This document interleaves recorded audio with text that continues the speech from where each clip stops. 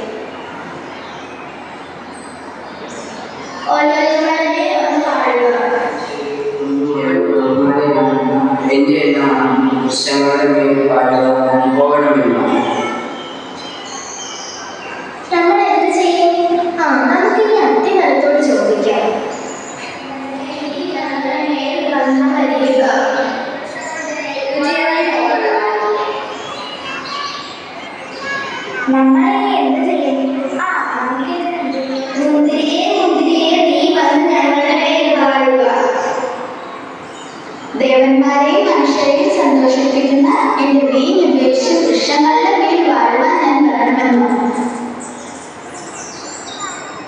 നമ്മൾ മുൾപടർത്തെ ഞങ്ങളുടെ മേൽ വാഴുക. നിങ്ങൾ തന്നെ നല്ല മനത്തോടെ അഭിഷേകം ചെയ്യുന്നത്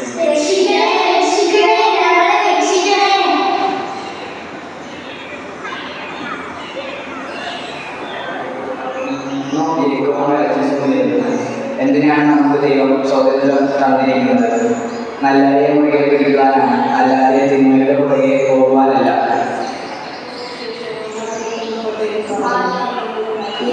ചോദിച്ചു, അപ്പോൾ നീ രാജാവാണ്?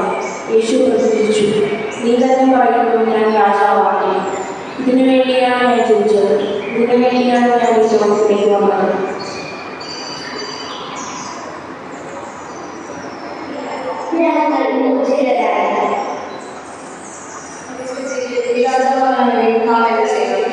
അവൻ പരിശുദ്ധനായതുപോലെ നമ്മളും പരിശുദ്ധരായിരിക്കണം. ക്രിസ്തു നമ്മുടെ ഹൃദയത്തിൽ രാജാവായി എന്നുമാണ്. അതിന് നമ്മൾ എല്ലാ ദിവസവും കഴിക്കണം.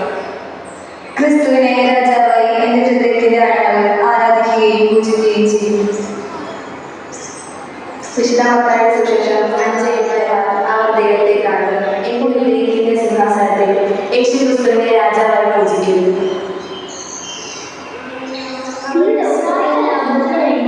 അണികളെ ബലി ചെയ്തവരാണ്. അണികൾക്ക് വേണ്ടി സ്വയം ദൈവത്തിന്റെ സിംഹാസനത്തിൽ എന്നും രാജാവായി വാങ്ങിക്കാം.